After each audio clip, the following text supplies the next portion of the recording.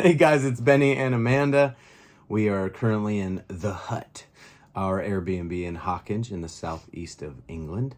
And we're talking to you a little bit about our last couple days in Canterbury and today in Dover. Last you heard from us, we were up in Colchester, which is northeast of London. So we kind of made a big old C shape. Left Colchester at like dark 30 in the morning. Basically we stayed at this. I found a Holiday Inn that looked really nice. It was really nice. Yeah. But it was like 10 minutes out of town, and I saw that the nearest train station was like a 5-minute drive from the Holiday Inn, and so I just thought we should go to that train station. Turns out nothing goes to that train station, so we had to take a bus from the Holiday Inn into town, and then a bus back from that into town, back out to the to the train station. The bus that only runs like once an hour. Yeah. So if you miss it and you have a lot of planes lining up with catching that bus, you might be. And I had a very busy day planned for us. So there's only so much research I could do, and how could I have known that the nearest train station was the furthest away to get to? It doesn't matter. We had really great bus luck that morning. We did. How about the guy? We had just like turned the corner, and so there was a very weird like intersection where the bus took a left, but came into the bus stop backwards. So I was like, I don't know how this works, because it's got to be facing the wrong way, and I don't want to wait at this bus station only to find out it doesn't actually stop at this bus stop, and then the entire day is done. Things were very time sensitive, so we couldn't afford to make any mistakes. And so we stopped this gentleman, or he could see we were kind of looking around, and he was like, "Do you need some help?" I'm not even going to try and imitate. He was like an 80-year-old guy with a big dog. Yeah. And he's like, his eyes are watering. It's like kind of chilly outside. And I was like, yeah, we're looking for the 15 bus to get out to Marks Tay, which is the name of the station. And I was like, it says it stops here. He's like, yeah. It comes. I think he got contact confusion because we were coming at him so hard and so fast with questions. Well, whatever. He got more than he signed up for. Yeah. Oh, yeah. Because we're American. I think he was hoping, or just thought it was going to be like somebody local looking for help. And so he was kind of flustered answering, and then all of a sudden I heard him, he was said under his breath, "I'm rubbish." And then, to kind of erase everything he'd said. And I just said, you know what? I think we're going to go to this stop I know is a stop. It's like a 5-6 minute walk further up the road, which is what we did. And I felt really bad. Sorry, sir, if you're watching this. The intention was very pure. I think he was so determined and excited to help us. Yeah, that he it was also really 5:45 in the morning or something. Poor guy. Maybe 6. At any rate. Anyway, that was our whole morning in Colchester to get on a train to go to King's Cross. Yes, that King's Cross in London. Short tube transfer to Charing Cross, and then a train that kind of went along the South Bank, so we got to see a little bit more. Like I said, we went over the Thames, and then followed along the South Bank, so we got to kind of see the skyline again as we left the city. About an hour to Canterbury, and we had marked Canterbury as a place we wanted to see because of its literary history, and also it had kind of a very unique history with World War II and in Germany, and it had canals, and it kind of had all these quintessential European things and Britain things and historical things all in one place. Had some Roman history as well, which is Amanda's Roman jam. So we went there. We immediately went to King's Bridge, which is the oldest, like, still remaining workable bridge. It used to be like the main highway went through there. And it's like a very well-known shot in Canterbury of these old they look kind of French, but they weren't built by French, but these like Victorian French-looking buildings over the canal. And we'd signed up for a canal tour. So meanwhile, I want you to remember everything we tell you about Canterbury. We're carrying which at this point I want to say is about a 55-pound backpack.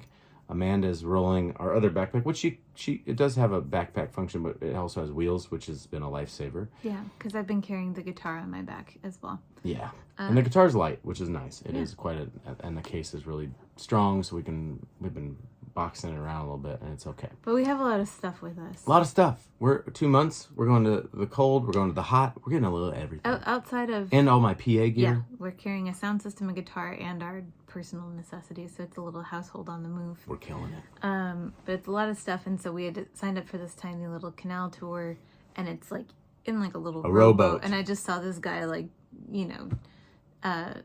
yeah, you're here for the tour. Every He's shade like, of gray. Like, he goes, go stand over there. Maybe they'll forget about us. No, I think, but he did say that we could store our things kind of on the dock, which was very, very helpful. Yeah, and it was super high security.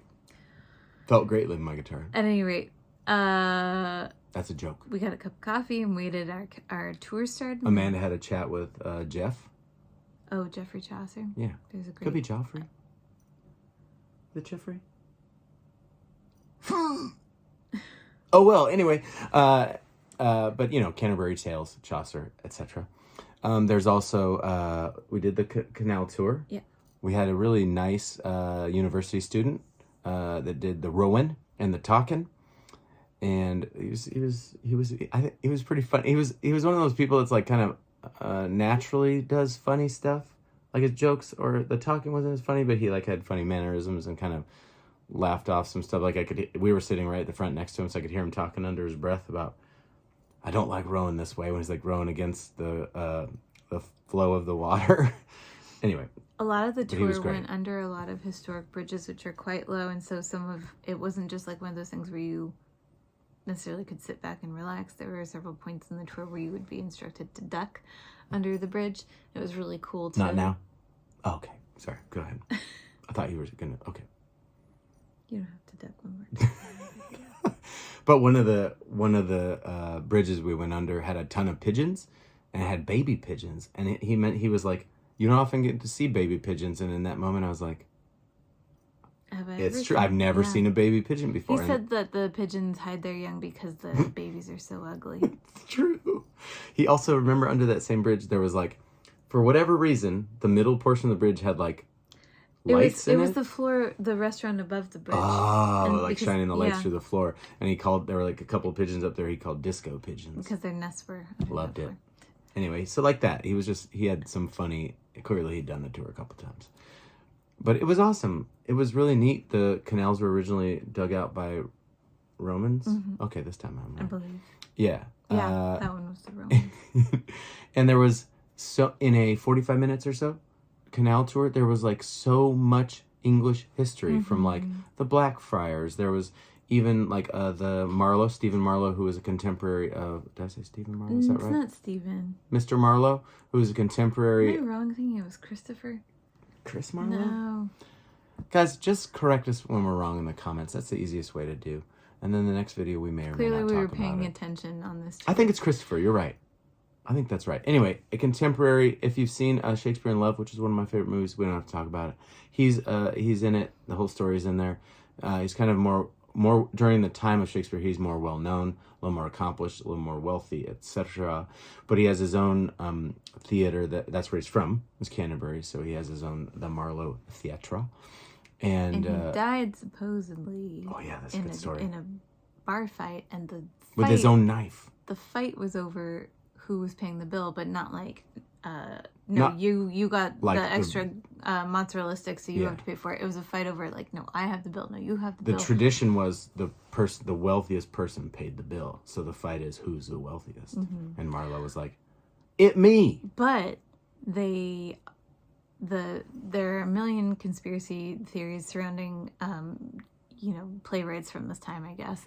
But one of the theories was that maybe Marlowe's death was faked because he was on the payroll of the intelligence service at the time. Yeah, a bunch of his friends were on the payroll service, and they hired their own private coroner. There were like lots of fishy things. Yeah, and the part of the conspiracy goes, and this involves both. This is probably just of the times, but he was saying that Shakespeare never left Britain, but he had all these plays surrounding Greek and Italian figures, and so there were some conspiracy that Marlowe had gone to Italy or Greece and was kind of sending these stories back, and they were being turned into. I mean, that's the short And they were short like version. attributed to Shakespeare. Yeah. Lots of interesting things afoot there, but yeah, definitely death under weird circumstances. And then a lot of history. There's a big mill that caught on fire, and that was another good story where the mill was on fire and like a spark had gone from the mill onto the pub across the street, and they were like, "All right, should we save the mill or save the pub?" And the joke is they collectively they decided to save the pub. Yeah. And there's something like 57 pubs in this tiny little town. Their big brag was most pubs per capita for all of England. All of England. Yeah. I'm pretty sure it was all of England. Not all of Europe. That can't be true. But all of England, yes. So after the canal tour, we went. That was a lot. Cricket House. There's a Cricket book house, bookstore, book house. But what is a book house? Good question. Cricket house with a bookstore in it. We've never been to a book house because that would require a certain level of literacy. Or speakage. A That's a word. speakage Yeah, house it's is a word. different. Yeah. Then we got Cricket some House is referenced in a Charles Dickens work. And we went and got a bite to eat. We went to Canterbury Cathedral, which is ginormous. It's massive, and it's still a functioning cathedral. They still That's what I hold didn't know. services. And we found out that while we were there, it was the first time in 3 years that you could see the tops of there are two shorter spires or towers, and one the main cathedral tower. And this is the first time in several years because they've been doing cleaning and restorative work. And so the student that led our tour was saying it was the first time in years you could see all three. So it was kind of good timing. We kind of caught them right in between works of restoration because they'll be moving on to the cathedral. So it was interesting even seeing the before of the main cathedral, and it's a little grimy, and the after of the cleaned spires that just had the scaffolding It's old. pulled It's down. not the building's fault. But yeah, just incredibly beautiful. One of the cool stories about it was that because one of the other stories we heard was that Germany and Britain had like a gentleman's agreement during the war that they wouldn't, or would at least try not to bomb each other's like historic shared history, like locations of great importance to the people. And because they have a lot of they both history. have, and they both have really old historic places. And apparently, I don't if by mistake or some other thing, Britain bombed Cologne, which is where another very world famous cathedral. It's on my tour poster. Is housed, and so in retaliation, Britain bombed Canterbury pretty heavily, and you can see it when you go through. It's like old building, new building, new building. So, but somehow miraculous. So because of that, they took all the windows, stained glass windows, out of the Canterbury Cathedral and stored them during the war, which was there are a lot. But when they went to replace them, they couldn't remember where each window went. The order. So the windows are placed out of order. Yeah, which is another great like historical. I love stuff like that. That's I mean it's a sad circumstance, but it's kind of you're like, am I seeing it? No. Anyway, the cathedral was really beautiful. There's a king buried there, King Henry IV. There's lots of famous. There's in kind of at a major point in sort of church history before the Reformation. It's like the one of the things that kind of drove Reformation or I don't even know how you want to say it. There's a lot of history you're trying to cover. I know, but basically, Henry VIII, who we all kind of know because of his multiple marriages, but he had installed an archbishop in Canterbury that he thought was going to be his sort of, on his he was side, his friend. help They him went to school kind of together. like pass, rules that would favor him in the kingdom. And in that time, Thomas Becket was the archbishop's name. He actually found, religion and disagreed with the king on many things. And so, Samuel Becket? Thomas Becket? Okay. Sorry. But at any rate, so the Thomas Becket was basically killed for disagreeing with the king, and so the Canterbury Cathedral is the place where 4 of King Henry VIII's knights murdered Thomas Becket. So there's a lot of signage and shrines like dedicated to Thomas Becket. And there's also just a lot of like I was really like struck by like all the multiple points to kind of like light a candle and pray, and like each point to pray was sort of dedicated to different, you know, saints. Not even saints, but just things to pray for. Like one was specifically dedicated to pray for people who were wrongfully imprisoned. Yeah. Or killed. Mm-hmm. Yeah. Anyway, it was kind of reflective of like the way the abbeys are, because the abbeys each had room. That's where the saints were. They had like different kind of antechambers that were, or side chambers that were dedicated to saints that you would go to pray for specific things. Mm-hmm. So it was a cool like echo of the abbeys in the cathedral. Right. After that, we went to right as they were about to close, maybe a half hour before closing, the St. Augustine's Abbey. Mm-hmm. Which are ruins. Ruins, yeah. Yeah. And we had, before we left, became members of the English Heritage, which I'd recommend to anyone who's going to go to a bunch of ancient and historical sites in England, and it kind of gives you reduced prices or no prices, and it's just a good way to support their program. So really excellent information as well. Yeah. So we scrambled out to go see the St. Augustine's Abbey ruins. Yeah, and it was like 4:30, and they closed at 5. So we rolled in with our guitar, backpack, extra bag. I think you even had a bag over your shoulder, like the Plata bag. That's my tote bag. Oh, sorry. Shout out Plata. Again. You're welcome. Or we're welcome.